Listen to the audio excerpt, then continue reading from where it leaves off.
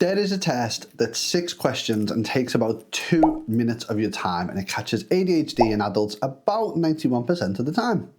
I was diagnosed with ADHD at age 3, so I've lived with this my entire life. And when I sat down and took this test, I nearly scored below the threshold. Not because I don't have ADHD, but because I've spent 31 years building walls around every single one of these questions and masks to hide behind. So here is what we're going to do. I'm going to walk you through all 6 questions. You're going to answer them with me, but I'm also going to tell you what the actual question is actually asking, what they're trying to understand. Because there's one question in here where I asked my partner how she'd score me, and her answer genuinely changed how I see myself. That one's coming. But here's why this matters. If you take this test on your own and you've been masking for 20 years, like I have, you will score low and you will walk away thinking you're fine. It doesn't apply to me. And you're not fine. You're not fine. You've still got a problem and you need a fix.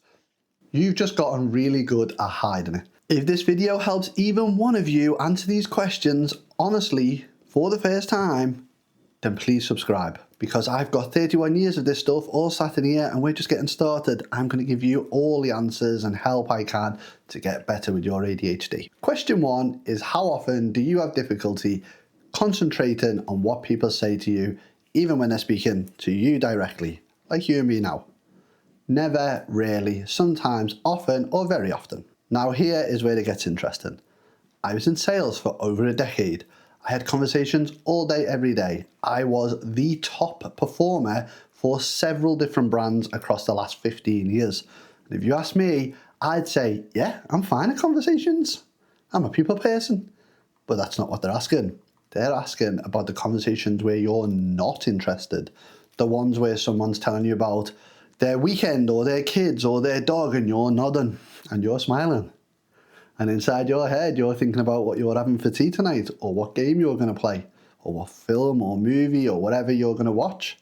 And then they ask you a question and you have absolutely no idea what they said, so you just laugh.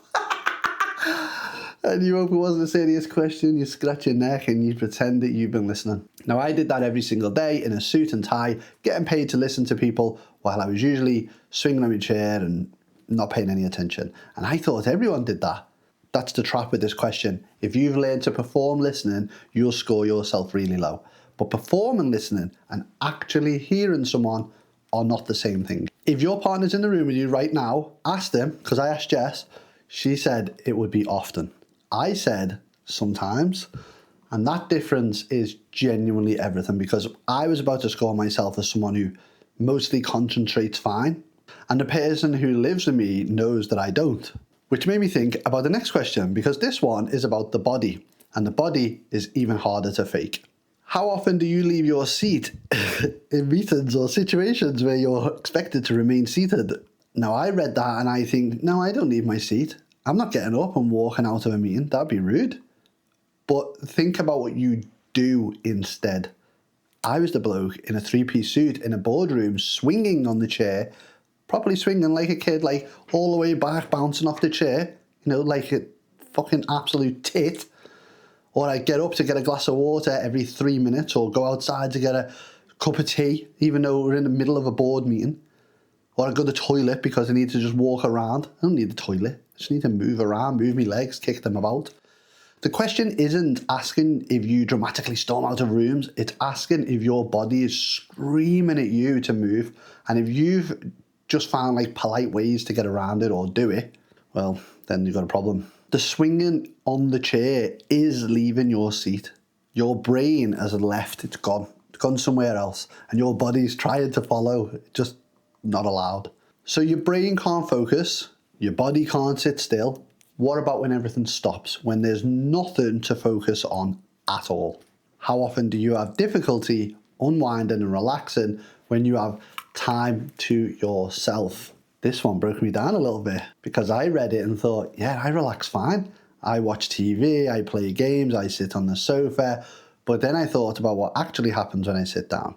If nothing is grabbing my attention, I fall asleep. Not relaxing, not unwinding. My brain just shuts off like a laptop with no charger. The screen is on, then black. I'm asleep. Because there are only 2 modes for me. There is either full speed or nothing. There is no middle gear, no cruise control, no gentle idle. It's either foot to the floor or the engine cuts out entirely. Jessica's happy to tell you if we put a film on and it doesn't grab me in the first 10 minutes, I am going a-bobos. Mouth wide open, head back, fully unconscious. No, that's not relaxing. That is your brain giving up because it can't find any stimulus. Can't find anything to do. The question assumes that you know what normal relaxing feels like, and most of us have never done that. Not with ADHD anyway. Now the next one, you're going to read this question and immediately say, very often.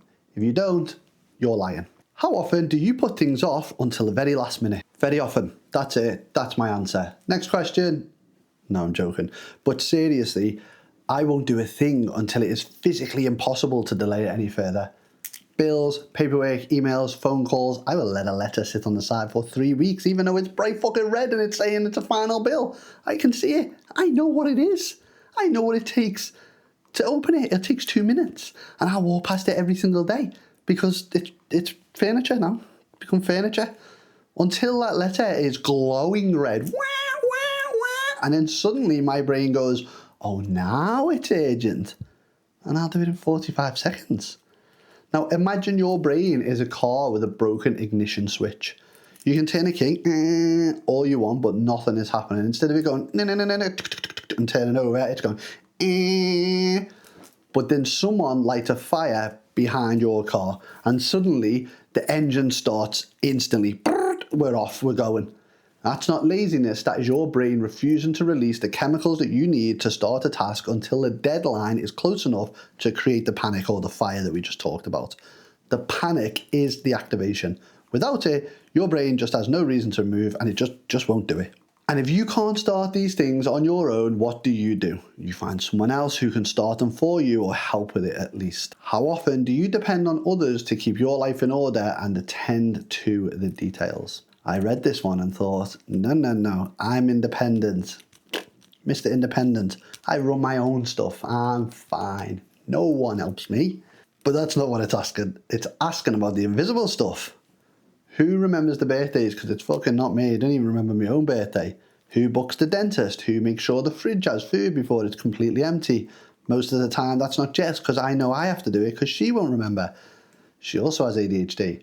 Who notices the bin is full before it's overflowing? But here's where my answer is different. I don't depend on others for organisation. I actually depend on others for energy. I feed off other people's emotions like a emotional vampire. If Jess is in a good mood, I'm in a good mood. If the room is flat, I'm flat. I cannot generate my own momentum from nothing. It's like a wind turbine that just can't spin up unless someone else brings the wind along. That's still dependent on others, by the way, just not in the way that the question anticipates. Right, remember at the start, I said there's one question where Jess's answer genuinely changed how I see myself. This is it. How often do you find yourself finishing the sentences of people you're talking to before they can finish them themselves? Well, I read that and thought, no, I don't do that. I'm not finishing anyone's sentences. And I genuinely believe that.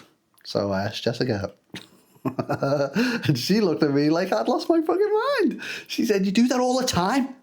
You don't finish my sentences. You just cut me off mid-word because you've decided you've heard enough to know what's going on and where you're going, and you just want to move the conversation onto something that's interesting to you. And I had no idea that I did that, and I realised that I do this in sales every single day. I had no idea, none.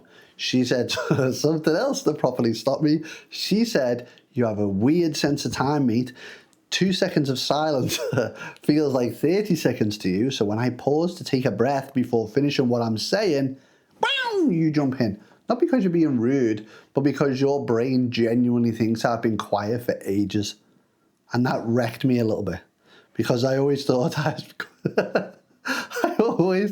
was being a good conversationalist. I'm a salesperson. I've always done sales. That's all I know. Keeping things moving, no awkward silences.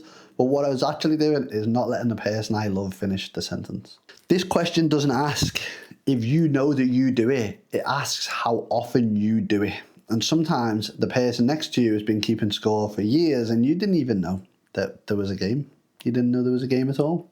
Right, add up your scores The scoring grid is here on screen. Never is 0, rarely is 1, sometimes is 2, often is 3, very often is 4. Pause the video if you need a minute.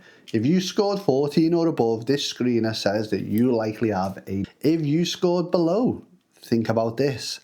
Think about how you answered. And I'm not saying, fake it so you've got ADHD, because that would be silly. Did you answer based on what you actually do, or did you answer based on what you've trained yourself to do? Because that's what I did. Because I almost scored below 14, and I've had ADHD since I was 3, and I've been re-diagnosed twice so far for different reasons, and I've still got ADHD. The test doesn't measure your ADHD, it measures how well you've learned to hide it. And if you spend 20 or 30 years building walls and masks around every one of these questions, you might score low and walk away thinking, hey, told you, I'm fine. But you're not fine, you're just really good at pretending, like a little actor. If you watch this and your partner would score you differently than yourself, that gap is actually your answer. So drop your score in the comments, and if you're brave enough to drop the score that your partner would give you too, do that as well. This test tells you if your brain works differently, but it doesn't tell you why. Why does your brain shut off when nothing's happening? Why does panic start the engine when nothing else can?